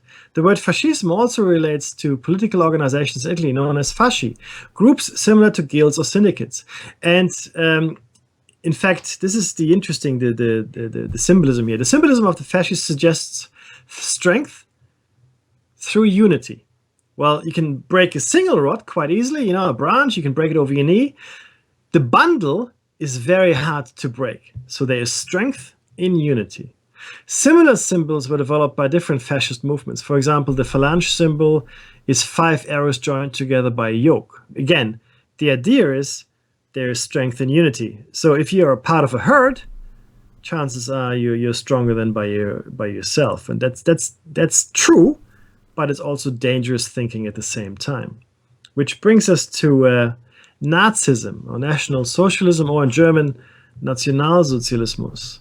And that's the ideology and practice associated with the 20th century German Nazi party and state, as well as other far-right groups. And look, they still exist. Neo-Nazis are a reality. Okay, and the Fourth Reich might well be marching on us right now in the form of America, because a lot of the top brass actually went there. Usually characterized as a form of fascism that incorporates biological racism and anti-Semitism, which is, the hatred of Jews specifically. Nazism originally developed from the influences of Pan-Germanism, the Völkisch German nationalist movement, and the communist Freikorps, paramilitary culture in post-First World War Germany, which many Germans felt had been humiliated by the Treaty of Versailles. I suggest you look at that. And that's true. The very first members of the Nazi Party, or the beginning of the Nazi Party, they're all veterans. They were ex-military from World War I, including Hitler, who had served in World War I as a runner. Prior to the emergence of the Nazi Party, other right-wing figures had argued for a nationalist recasting of socialism as a reactionary alternative to both internationalist Marxist socialism and capitalism. You have to understand that Marxist socialism or communism was on the rise at that point. We had Mao's Long March in China, that was imminent, and you had pretty much the Russian Revolution, which started during before World War I, and then culminated just at the end of it in 1919, if memory serves, and that led then to the establishment of the Soviet republics and the execution of the Tsarist family. Most of them, so we think. German Nazism subscribed to theories of racial hierarchy and social Darwinism. Again, the theories of Darwin were just 50, 60 years old at that point, had been accepted, right? The theory of evolution. And what these people now were doing, they were describing this Darwinism, survival of the fittest, to describe interracial relations, right? So clearly for them, the German Aryan master race, right, was superior. And it criticized both capitalism and communism for being associated with Jewish materialism. Right? They drew the line. And you know what? You tell me what an Aryan is, and I'll give you $50,000, because there ain't no such thing. It rejected the Marxist concept of class struggle, promoting instead the idea of Volksgemeinschaft, or people's community. But Volksgemeinschaft is deeper. It's not just people's community. And Volk is a people, yes, but it insinuates something very deep, like a people bound together with a common destiny. It aimed to overcome social divisions with all parts of racially homogeneous society cooperating for national unity and regeneration, and to secure territorial enlargement at the expense of supposedly inferior neighboring nations. You have to understand, right, that at that time, Germany was shattered, right? Germany was not even a shadow of its former self, and people needed something to cling to. And unfortunately, this thing came along, right? This thing galvanized people. By all means, not all people, but enough, I think. And they were also determined enough. It's always about resolve, Dave. It's always about resolve. Do you have the resolve to do what you say? And they did.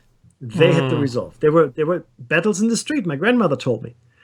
Battles in the street following World War I, right? Between the police and the communists, and between the police and what was then called their Volkssturm. Actually, no, that's not true. It wasn't the Volkssturm. The SA, die Sturmabteilung, the Waffen-SS came later. But these were all ex-military, and people were hungry. People were starving. So under Nazism, the needs of the individual were subordinate to the needs of the state, the nation, and the leader. The Nazi Party was founded as the nationalist and anti-Semitic German Workers' Party in January of 1919.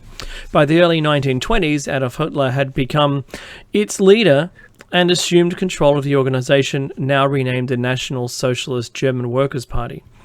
The original party program, adopted in 1920, called for a united Greater Germany and a definition of Germans that excluded Jews, while also supporting land reform and the nationalization of some industries. The Mein Kampf, written in 1924, Hitler outlined the virulent and anti-Semitism and anti-communism that lay at the heart of his political philosophy, as well as his disdain for parliamentary democracy and his belief in Germany's right to territorial expansion. And I think if you've read that, you can really get a picture of what was going on.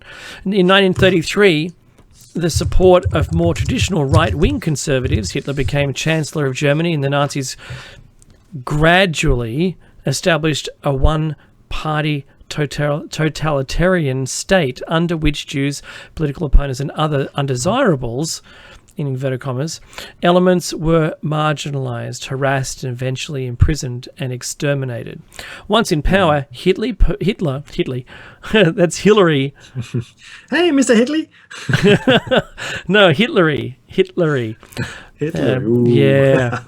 Once in power, Hitler purged the remnants of the party, more socially and economically radical factions in the Night of the Long Knives, and following the death of President Hindenburg, ultimate authority became increasingly concentrated in his hands as Führer, or leader. Following the Holocaust and German defeat in the Second World War, only a few fringe racist groups, usually referred to as neo-Nazis, still describe themselves as following National Socialism.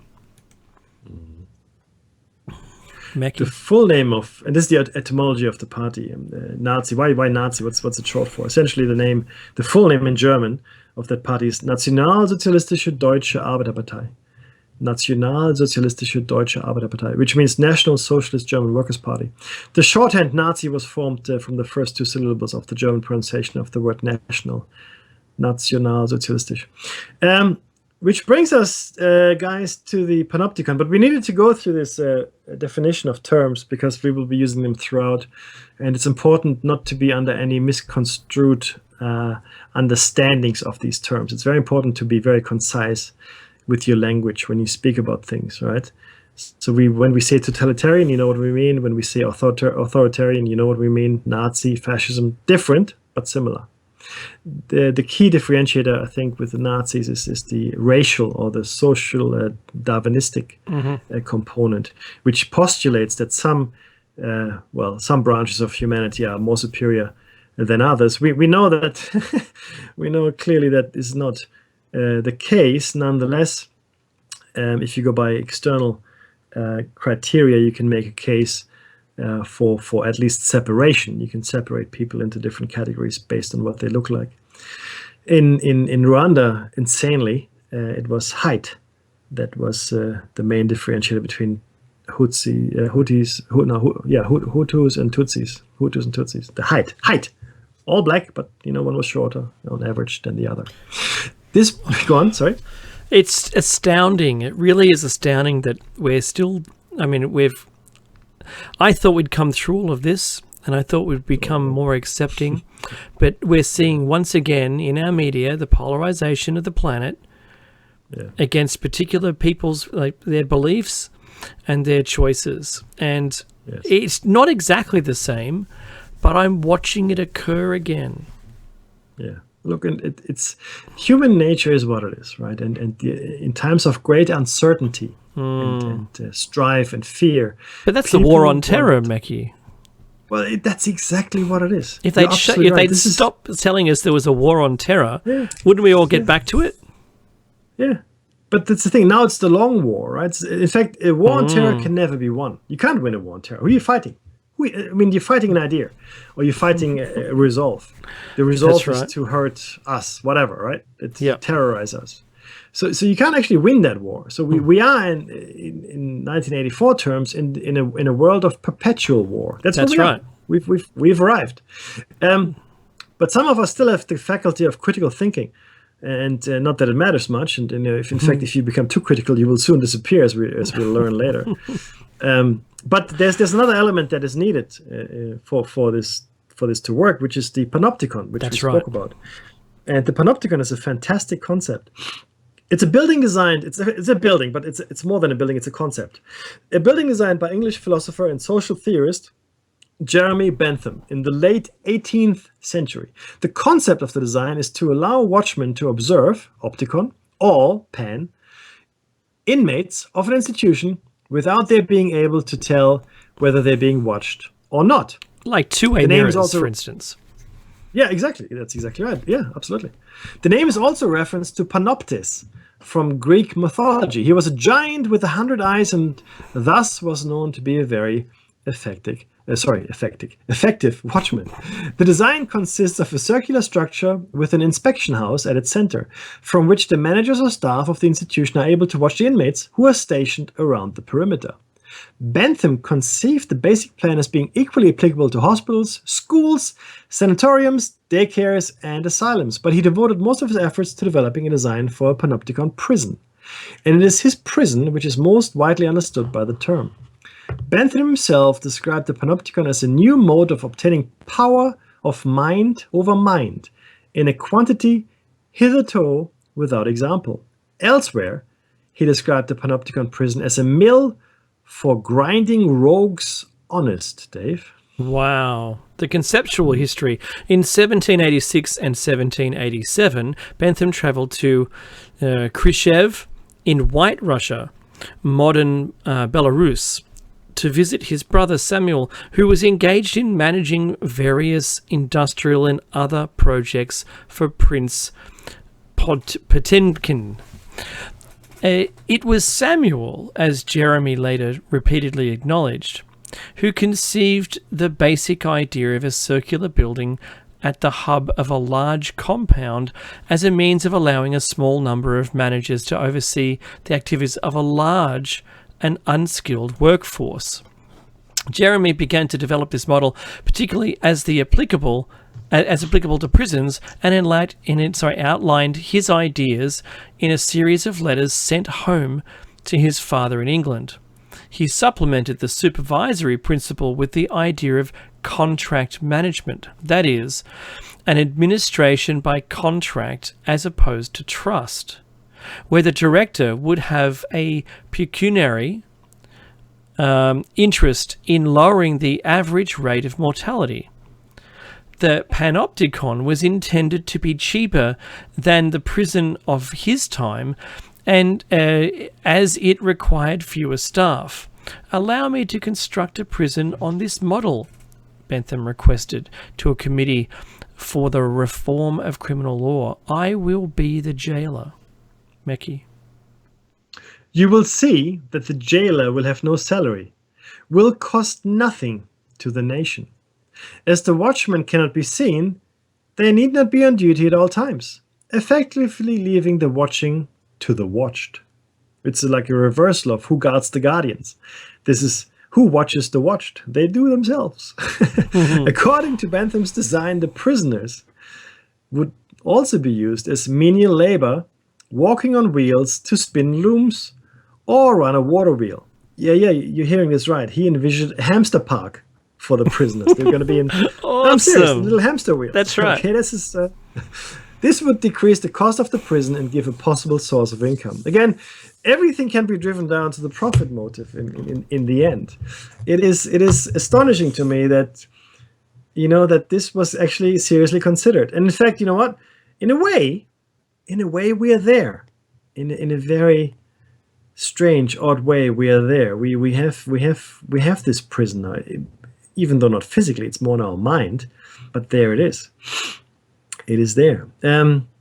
Now, we want to spend some time on surveillance technologies. We will go and be able to get through a couple of these before the show is ended. So there are, and we've compiled here 14 incredibly creepy surveillance technologies that Big Brother will be using to spy on you. You. The article is point to the camera. Point to you. You. Michael Snyder has written this article 2012.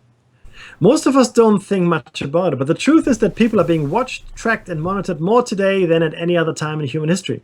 The explosive growth of technology in recent years has given governments, spy agencies, and big corporations monitoring tools that the despots and dictators of the past could only dream of. Oh, that is so true. And the following creepy, incredibly creepy technologies that Big Brother will in fact be using on us, Dave.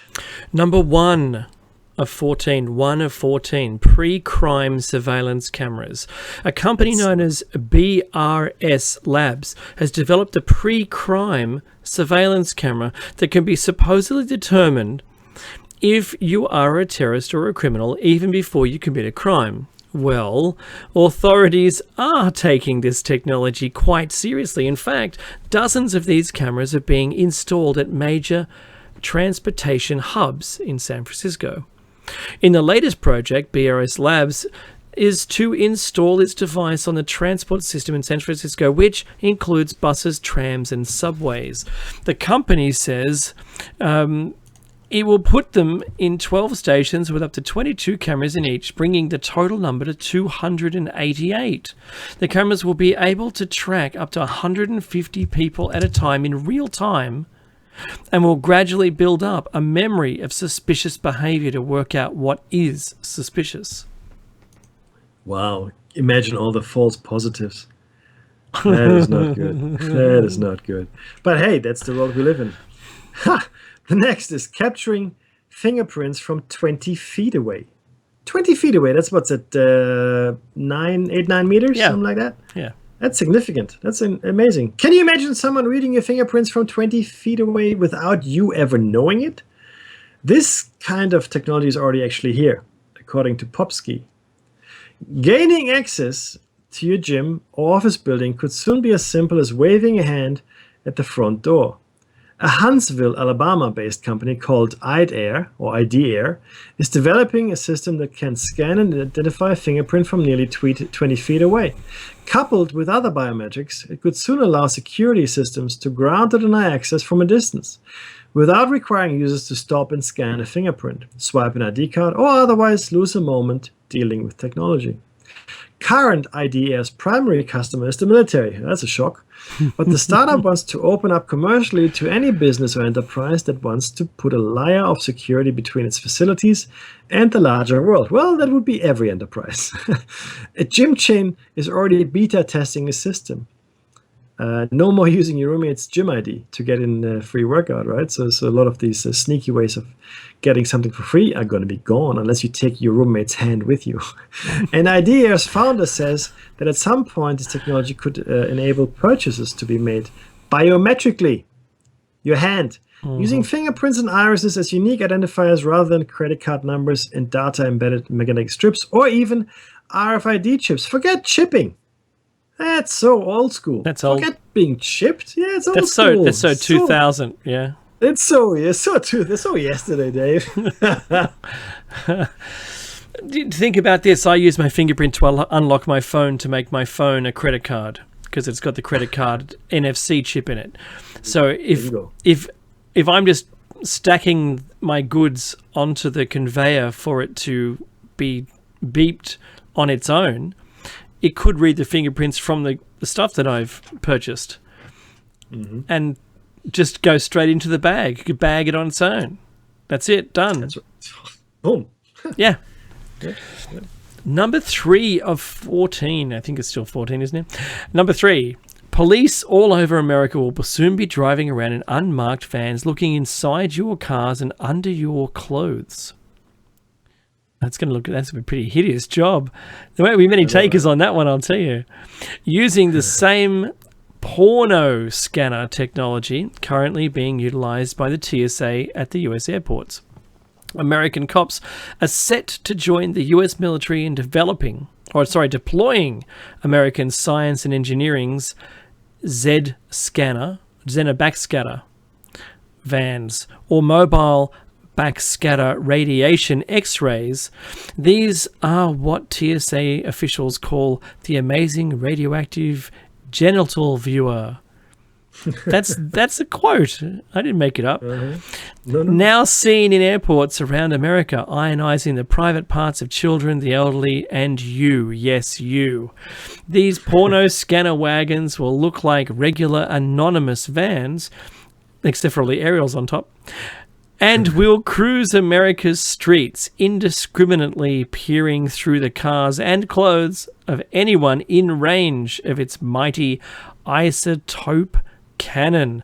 But don't worry, it's not a violation of privacy, according to the government, because remember they make the rules, autocracy, as AS&E's Vice President of Marketing, Joe Reese, it can't be says. From a privacy standpoint, I'm hard-pressed to see what the concern or objection could be. That's incredible. Well, no doubt that'll just get passed. Mickey, they'll pass this because there is no concern with it. They'll pass that like they passed the sugar. Did you see that this week, Mickey, that they said the sugar industry had paid the government to get their legislation through that had to focus on fat and not the sugar content as being harmful for the body. Do you see that this week? I did. Yeah, so that's sugar. Only sugar. What about mobile phone use? We'll discover, that was going to be paid for by someone. That's funny. That reminds me of a Seinfeld episode when he's eating this fat-free yogurt, ice cream, or frozen yogurt, fat-free. That's right. Oh, man, I can eat like 50 tubs, and he's getting fatter, right? He goes, well, I'm getting fatter. And Elaine is getting fatter, and Kramer's getting fatter. Because it's loaded with sugar, you fool. It's loaded with sugar. That's what happens. Hello, fat. Oh, that's funny. In fact, I would prefer you to eat fat if you don't combine it with carbohydrates rather than sugar, guys. You can eat the fat, because fat doesn't turn to fat. Fat is energy. Sugar, though, is more readily stored than if you eat fat. But that's a different story.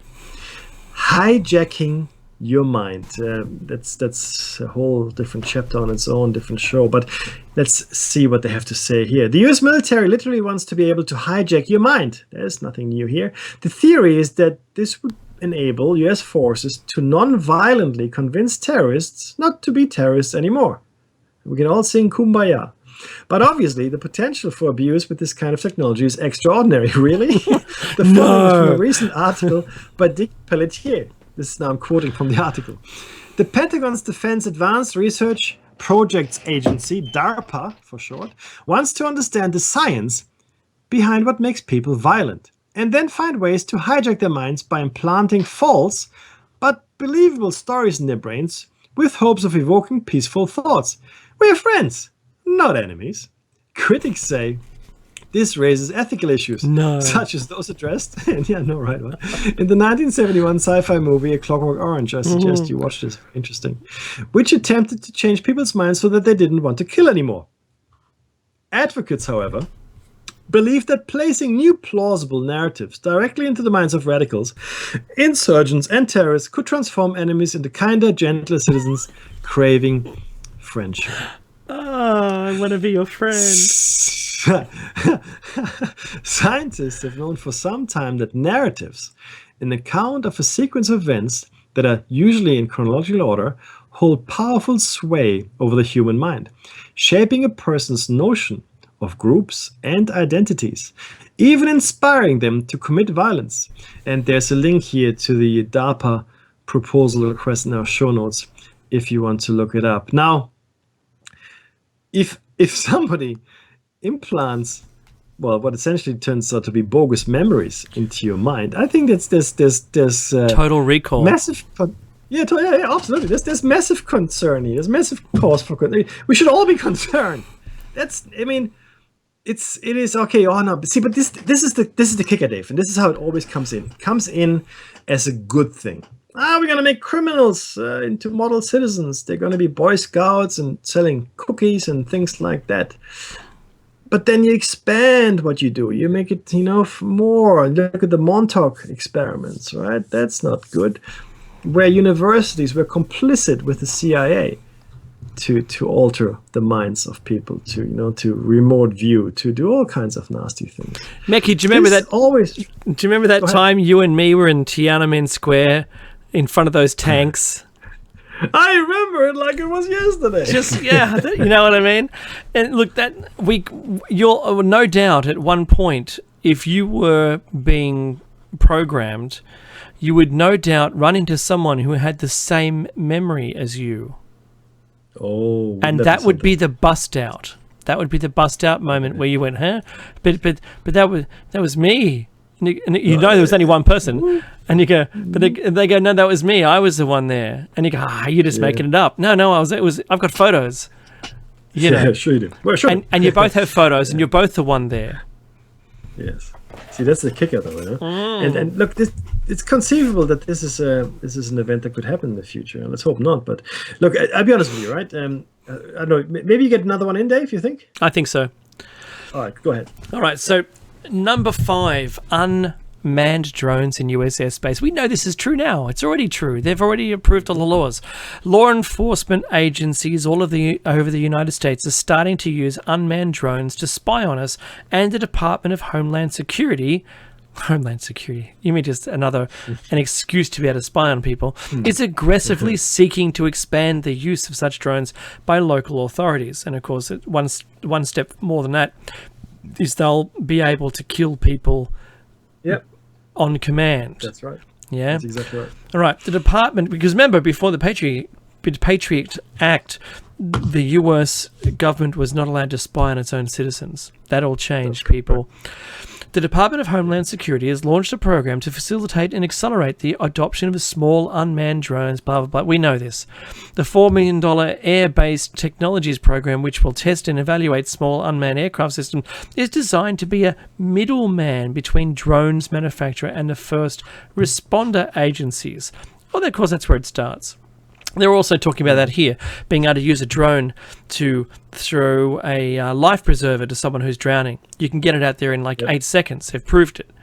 And that's a good thing. When you talk about, it's a helping program. Yeah, cool. Let's do that. Right? Yeah. And next thing, it's got guns on it, it's weaponized, and it says, you have 10 seconds to comply. And the technician is trying to disarm it. Yeah. So the fact that a very few Americans seem concerned about this is actually a problem that I've got. And this development says a lot about where you are as a nation. Yep. You've already accepted it. There was a couple of buildings fell down. Yeah, one of them just fell down on its own. And you're blaming another country. They've got this war on terror. You're programmed by the media to think this is a good idea. Mm-hmm. Everybody's safer. We're all safer now. Hoorah. Yeah, that's right. Hey, but weren't you safe before? Oh, yeah, but we're much safer now. Yeah. Whiter than white. Whiter than white. Remember that? What's whiter than white? You get white. White is white, right? When you wash your clothes, you get white. You get your whites and your colors. It's whiter than white. So it gleams. So it's sparkling. What? No, it didn't say it was gleaming, sparkling. It just said it was whiter than white. That's right. Yeah. This is where we're at. This is the very funny thing. I actually read it this week. I read a newspaper report, a media report that said that the CIA had been able to log on to anyone's webcam whenever they wanted to. Yes. It doesn't make the little blue light come on. Mm-hmm. And they said, one of the retiring whistleblowers said, tape over the front of it because they can see you at will. That's the truth. That is a fact. This is Big Brother stuff. It's not that hard. No, but this is... Why weren't we kicking and screaming? Yeah. Why? Oh, but we stopped kicking and screaming a long time ago, Dave, and I don't really know why we stopped. Because they tuned the frequency so that we just accept it. Well, look, there's that. You're right, but a lot of us, the millennials are coming into the workforce, have grown up with this world. I mean, we remember a world that's somewhat different. I think you and I being born in the 60s. Our world was not technologically advanced. And okay, guys, that's the music. Come back next week when we continue on 1984. Donate if you can. This is listener supporter radio, Dave. It sure is. We'll see you next week for show 239. And don't forget, comments below, like us, and subscribe. I want you to see more subscribers this week. Take care, everyone. Hang on for a round table.